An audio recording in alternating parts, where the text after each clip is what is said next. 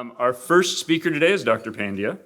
Dr. Nirav Pandya is a pediatric orthopedic surgeon and sports medicine specialist within the UCSF Department of Orthopedic Surgery, vice chair of pediatric operations and section chief of the Division of Pediatric Orthopedics.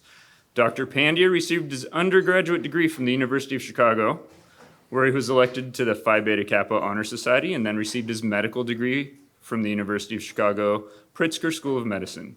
He completed his orthopedic surgery residency at the Hospital of the University of Pennsylvania in Philadelphia, and then completed a fellowship in pediatric orthopedic surgery at Rady's Children's Hospital in San Diego. Dr. Pandya currently can be found co-hosting the 6 to 8 Weeks Perspectives in Sports Medicine, and he is an amazing Twitter and IG follow if you haven't done that already. So I'd like to welcome on his birthday, Dr. Pandya.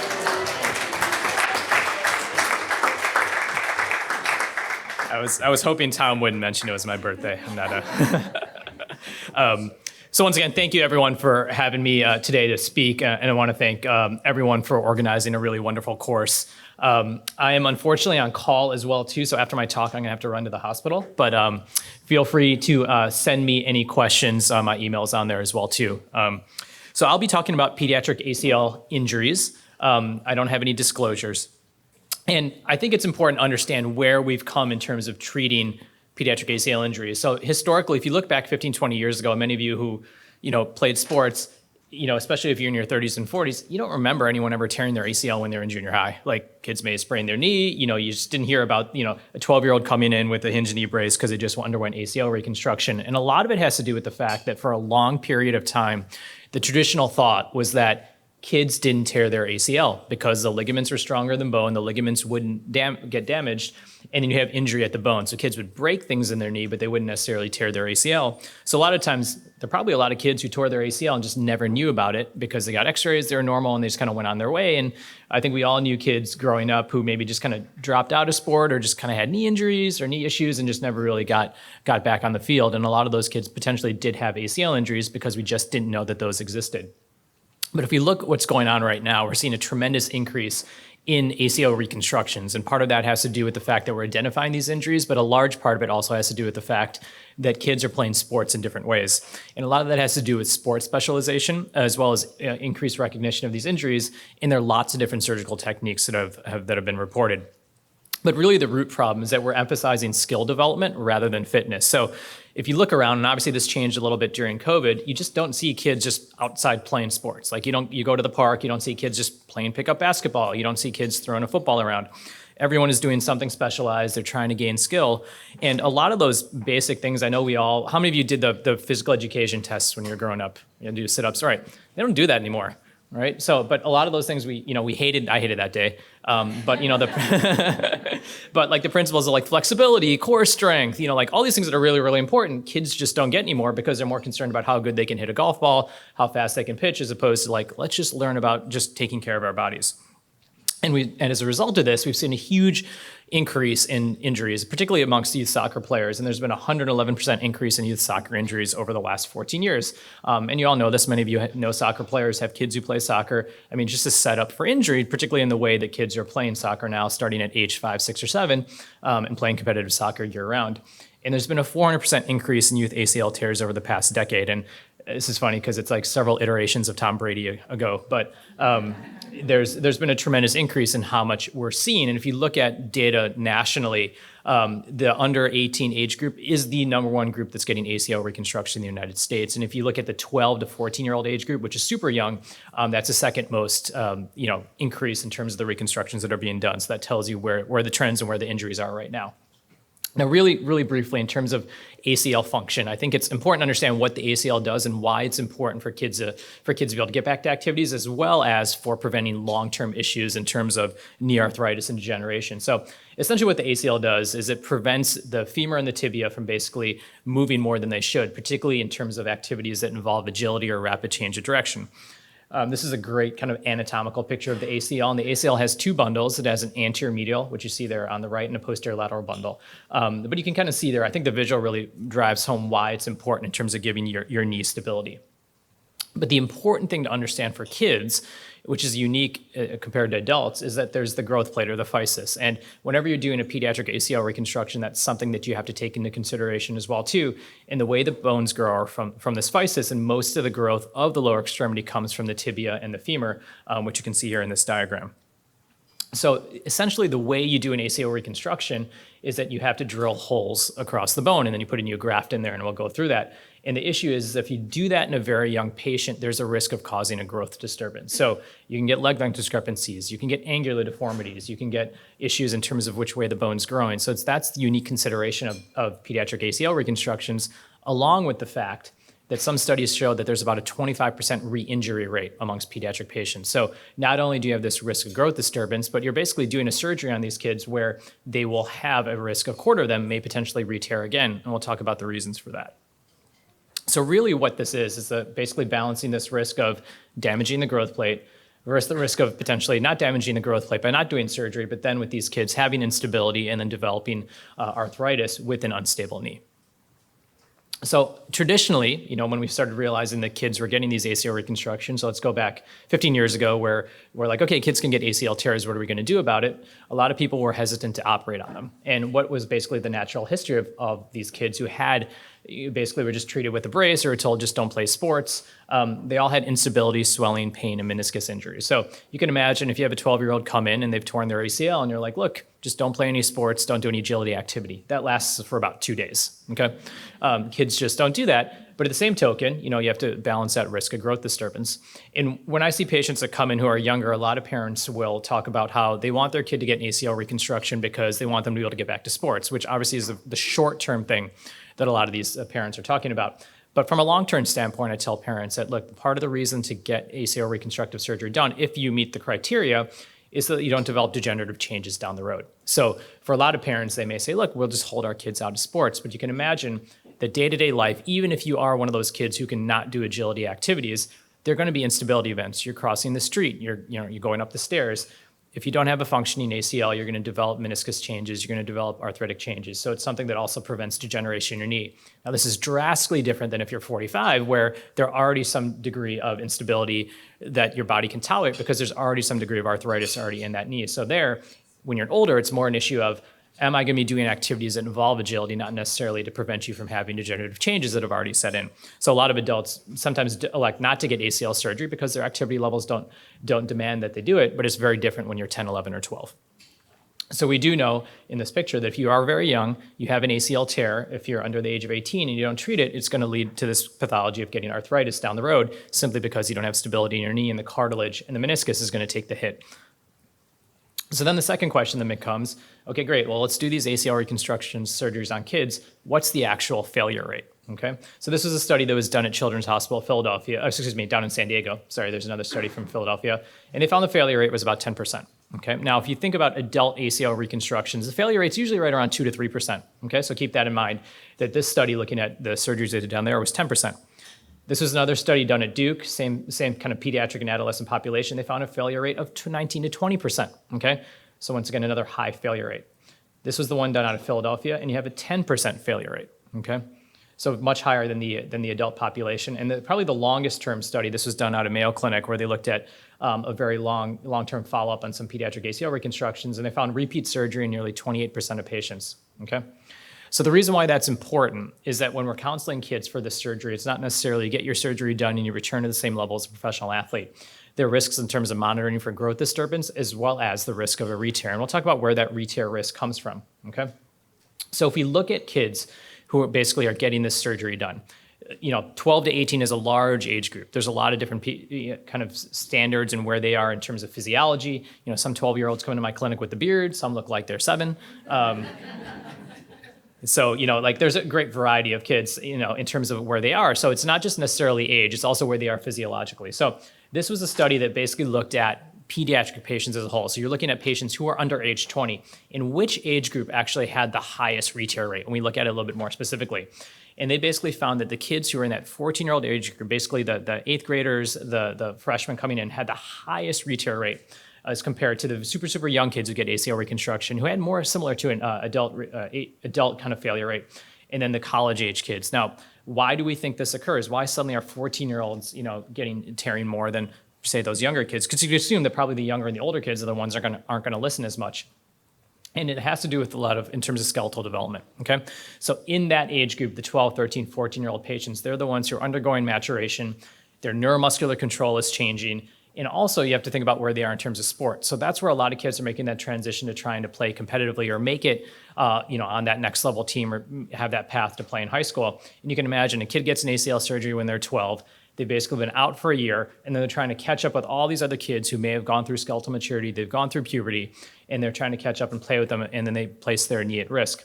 When you have kids who are 8, 9, 10, 11, or 12 who tear their ACL, a lot of times those parents make the decision not to have their kids do cutting and pivoting sports, so they're not at risk. And then you get the 16, 17, or 18-year-old kids who tear their ACL, and tearing their ACL basically is the end of their competitive athletic career because it's so hard for them to get back. If you're 17 and you're junior and then suddenly you're trying to hop into something your senior year, it's very, very difficult.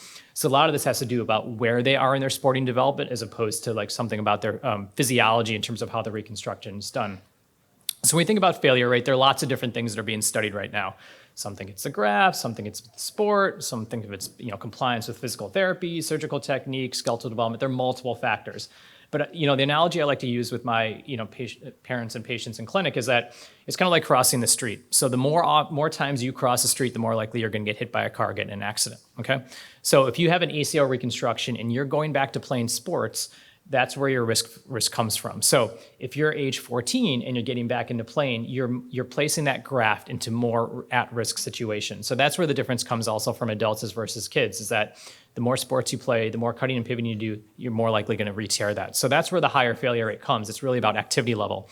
If you take an adult patient, a pediatric patient, and you control for their activity, then they're going to have the same re-tear rate. So it's not necessarily the surgical reconstruction that we're doing, it's what they're exposing their knee to. So I think that's important to let parents know, because sometimes when you tell parents that your risk of getting the surgery done and failing is 20%, they look at you like you're some sort of horrible surgeon.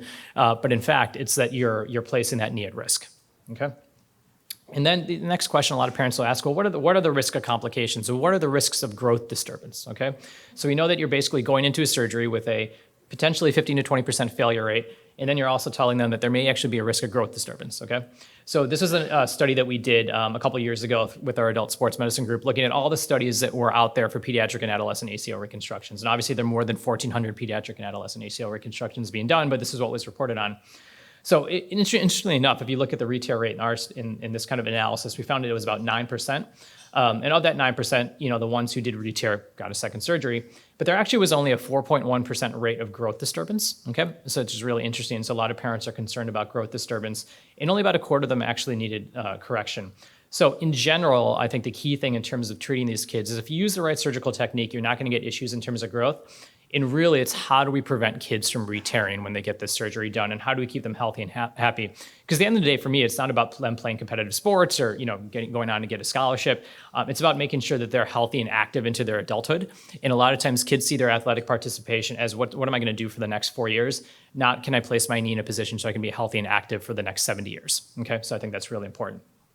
And in terms of growth disturbances that we look at, a lot of individuals think it's going to be an issue in terms of you're going to stop the growth on one leg. Honestly, what ends up happening with ACL reconstruction, we'll go through some diagrams, that you're more worried about the leg getting a valgus deformity, so you're getting knock-kneed. And I'll show you some pictures about why that's more of a concern, and as opposed to one leg is going to be 1 foot shorter than the other one if you get an ACL surgery done.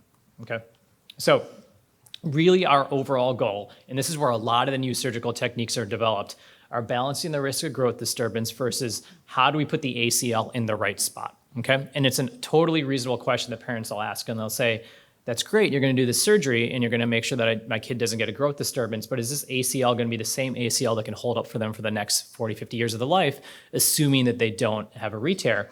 And the answer is it's really based on the surgical technique. There's some surgical techniques that give the knee stability that basically don't put the ACL in the same spot as it would in an adult, and there are other techniques that basically give you stability, can avoid growth disturbance. They're a little bit more technically challenging, but that can be the same ACL you have for the next, the whole next several decades of your life, okay? Now, when these kids come into clinic, okay, I'm sorry for this picture, everyone doesn't like looking at this picture, but there are multiple things that these kids will complain about, okay? A lot of kids, in adults, it's usually a contact injury, but kids can come in with various different complaints, okay? So, they can have an acute painful swollen knee, they can hear a pop, lots of different factors that can come in. In the adult population, a lot of times people will have a very similar type of story. I was skiing, I was playing soccer, I felt a pop and my knee swelled up. For a lot of kids, what will happen is that besides the swollen knee that they'll sometimes give a history of, some may not hear a pop, some will continue to play for 2 weeks with the torn ACL. Some kids will say they've had instability for 2 to 3 years. So I think it's important to understand that unlike an adult, we think of this one huge traumatic event, kids will come in with multiple complaints. So if you do feel instability on your exam and they do have a history of swelling, I think it's important to work them up for it. So in terms of kids coming in with a swollen knee, I think that should raise your red flag in terms of, yes, this might be an ACL tear or some sort of intra-articular injury. Kids don't get swollen knees like adults do who get it just for degenerative changes. They might have gout. They have other kind of early forms of arthritis. But a swollen knee kid warrants a workup. So in pre-adolescence with a swollen knee, you have a pretty even distribution of ACL injuries and meniscal tears. In terms of adolescence, it's a much higher proportion of ACL injuries. So kid comes into your clinic, they've got a swollen knee, definitely make sure you're working them up for an ACL injury, examine them as such, and get imaging if you need it.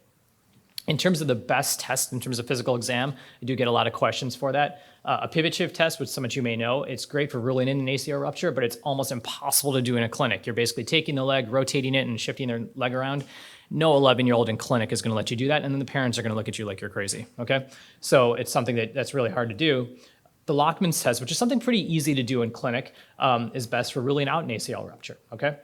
In the anterior drawer test, which a lot of us learned in medical school, where you flex the knee to 90 and kind of pull the leg forward, it's really not the best test in terms of telling whether there's a tear or not. If you have a meniscus tear, it can block it. You can also simply be blocked by your anatomy of your knee. So really the Lachman's test, which you're basically taking the knee at 30 degrees and kind of trying to translate the tibia forward, is the best test that's the easiest to do in clinic. The next thing you want to do when you have a pediatric and adolescent patient is assess their skeletal maturity, okay? Chronological age is not reliable, so you really want to look for physiologic age. So you're looking for markers of immaturity. You want to look on their x-rays if their growth plates are open. If you're comfortable doing Tanner staging, that's something you can do as well too. If females haven't started their periods yet, that's another sign of skeletal immaturity. If they've had their growth spurt, and if they're at least 10 centimeters less than their parent, then we consider that something that is a degree of skeletal maturity, and if they haven't had a shoe size increase. So those are all various things that we use to get a sense of where they are to choose the appropriate surgical reconstructive technique.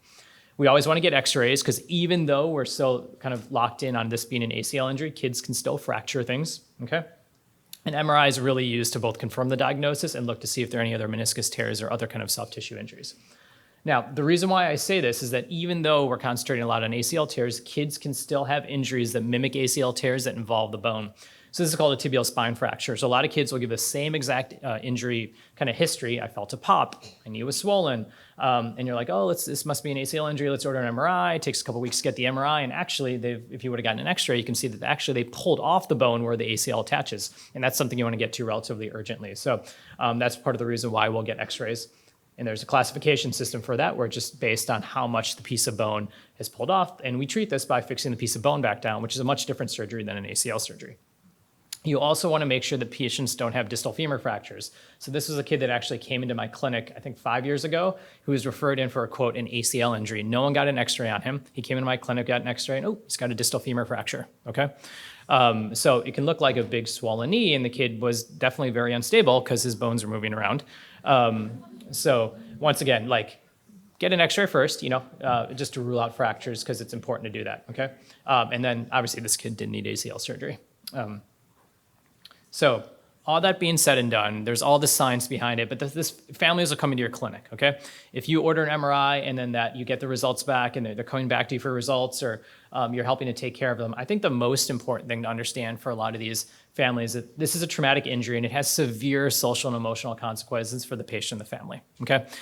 We talk about rehab protocols, we talk about surgical techniques, but for a lot of kids, unfortunately, the way sports culture is right now is that their life revolves around sports. And even if they're not specializing, that's their social group, both for the parents and the kids as well, too, okay? And suddenly we're talking to them about basically extracting them from this basically social environment.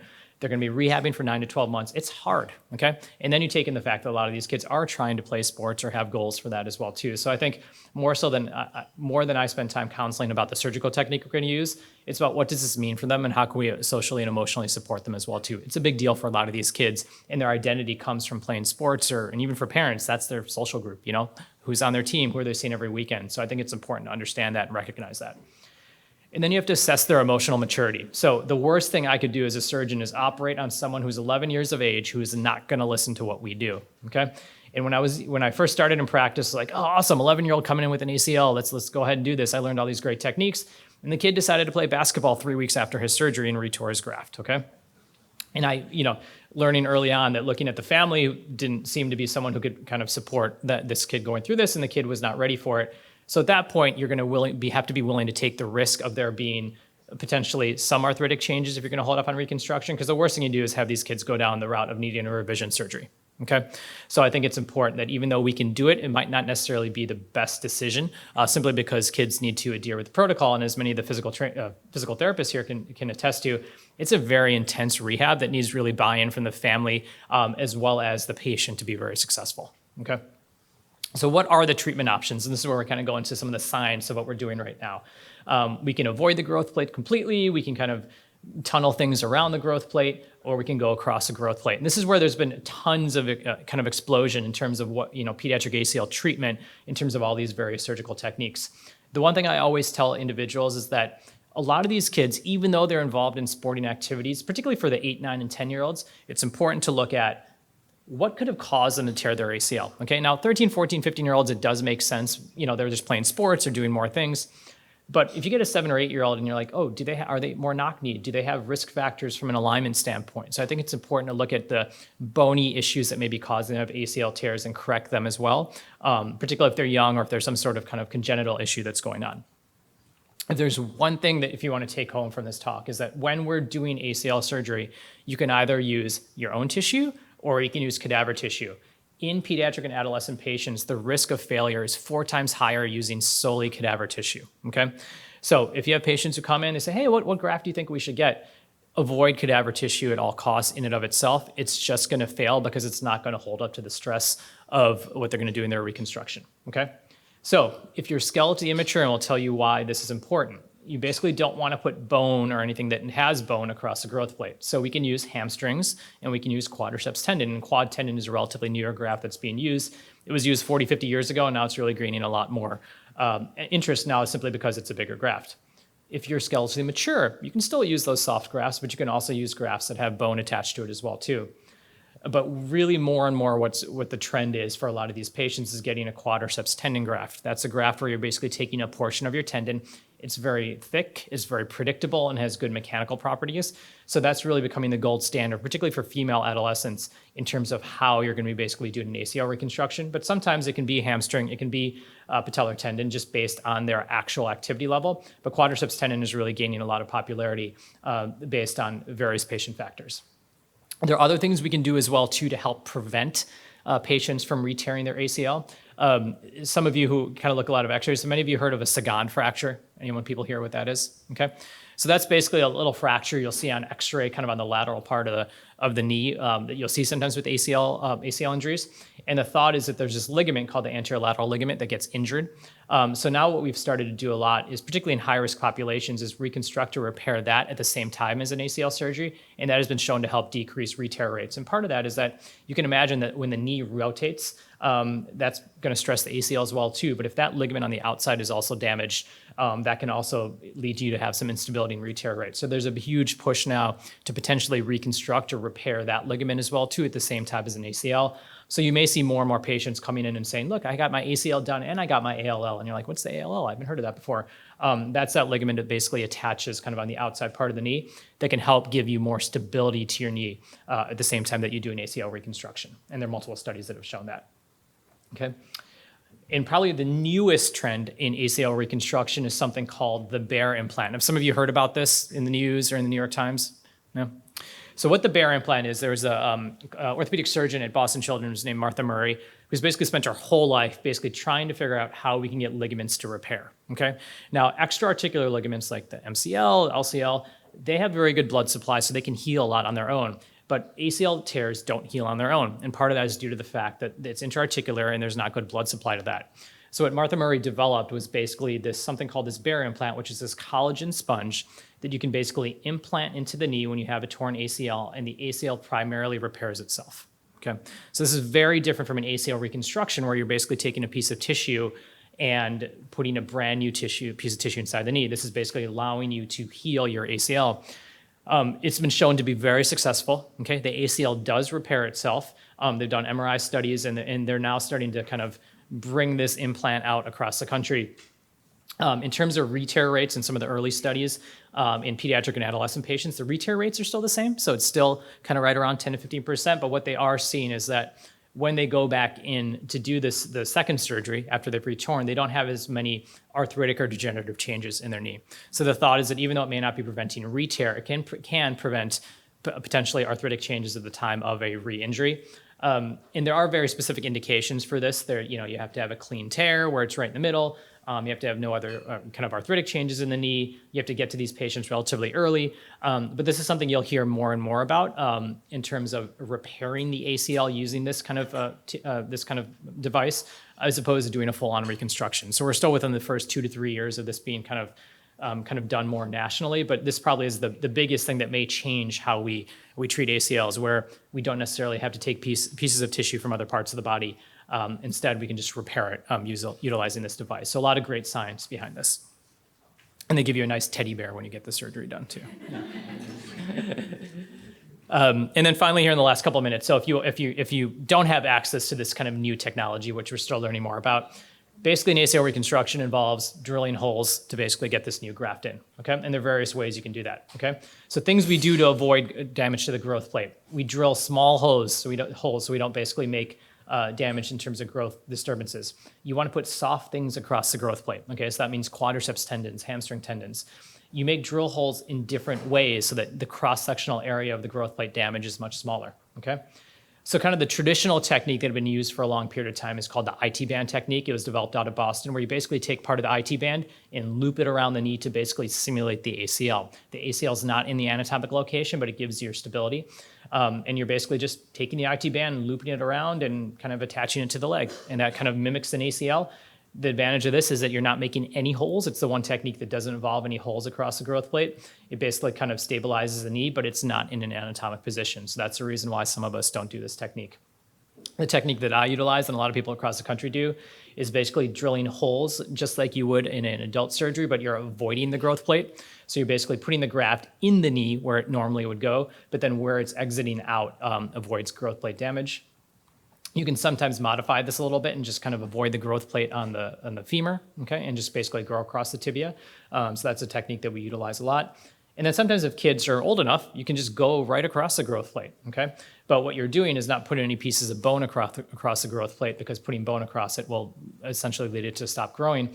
So these you typically do in 14, 15, and 16-year-olds. So a lot of it has to do with the fact that you, number one, look at where they are in terms of their skeletal maturity, what their activity level is, and then have a decision with the parents about what they feel the best technique is. And basically, based on that age, where they are, you have all the various different techniques. So it's an assessment of what they look like on X-ray, what they look like physically, what the parents want, what the best graft choice is, okay? The one thing we want to avoid is this revision surgery, okay? The reason why revision surgery is bad is it's another surgery. You can imagine going through 9 to 12 months of rehab, you re-tear again, and you're doing it again, okay? And the outcomes are really bad when you look at in terms of revision surgery, in terms of people getting back to high-level sports activities. Basically, this was a study looking at 90 revision ACL surgeries, and you can see that even with the revision, they retore about 20 to 25% of the time. And there's very poor patient-reported outcomes, and this has been shown in this study as well, too. So the only time I tell kids, and we'll talk about prevention in the last couple of minutes here, the only time I tell patients and families that they can't go back to sports is not after their first ACL surgery, but if they have a second ACL tear and need to go through surgery again, then I say it's time to reconsider what sports you're going to be doing. You can still be healthy, you can still be active, you can run, you can swim, you can play things like tennis, but playing competitive sports after a second ACL surgery can be very difficult. Some families will want to take that risk, and there's a high risk of re-injury, but that's where I begin to counsel. Maybe it's about time that you think about playing something differently, okay? And finally, I think the most important thing is, even though I love doing these surgeries, if you never tear your ACL, that's the best thing, okay? If we can prevent it. And there are multiple risk factors that have been identified that lead to you to tear your ACL. And a lot of it has to do with landing mechanics and landing with your knee in, which we call kind of valgus collapse, okay? That will place a lot of stress on your ACL, okay? So some of the risk factors that we see, and these are things that we'll assess when kids come to our clinic for just knee pain or come in for an ankle sprain. And let's look at your risk factors for having an ACL injury. So a lot of individuals who tear their ACL will be very quad dominant. They'll have asymmetric leg strength. They'll have less core strength, and a lot of times they'll have these massive quads, but they don't have any core strength, and they drop into valgus, and I'll show you a picture of that. And the bones and ligaments absorb the force rather than the entire muscle contraction. The risk factors, obviously, high demand sports, anatomic variations in terms of how big your notch is inside your knee. Females are at a higher risk, 3-to-1 in terms of tearing ACLs. And a lot of that has to do with kind of bony anatomy in terms of, and some degree of ligamentous laxity. How many of you know who Robert Griffin III is? Any football? Okay. So phenomenal athlete, obviously had lots of issues with his knee. You can see massive quads, great athlete. Well, look at how he's landing at the NFL Combine, okay? All right. So, and obviously his career was derailed by various knee injuries and, you know, how his coach, part of it was the coach who was here with the 49ers now, used him when he was with the Washington football team. So you can see how, you know, no matter how good and strong you are, dynamically how you're moving places you at risk for your ACL. So I think that's really, really important. What we do in terms of physical therapy as well, too, there's a static component to it, but dynamically how you move is really what's important. So in summary, now that you can all do ACL reconstructions after this talk, ACL injuries are tremendously increasing. A lot of it has to do with just the way kids are playing, as well as the fact that we're recognizing them a lot more. You really are, in terms of these patients, balancing the risk of growth disturbance that if using the right technique is relatively small versus the risk of delaying reconstruction and them having arthritis. And then also balancing this risk of growth disturbance versus the rate of them failing and needing a second surgery. We do know that if you don't treat these kids, there's a high risk of arthritis, but they do have a much higher failure rate than the adult population. The most important thing is assess the family and patient for if they're emotionally ready and socially ready to undergo this surgery, because it's a lot of buy-in, it's a lot of time in order to achieve success. There are various ways to assess skeletal maturity, and how you assess it and making sure you have a consistent way of assessing it leads to the surgical technique that you're going to use. Always get x-rays on these kids because you want to make sure you're not missing a fracture. And be consistent, have a consistent age-based treatment algorithm. I think that's really, really key for treating these kids. And try to prevent them from having tears in the first place. There are a lot of modifiable risk factors that ACL prevention type programs that you can do to make sure kids aren't dropping their knee in when they're running, making sure they have appropriate core strength. The FIFA ACL prevention exercises that are great. There are multiple things that you can do. So thank you very much, and I appreciate you all listening. Thanks.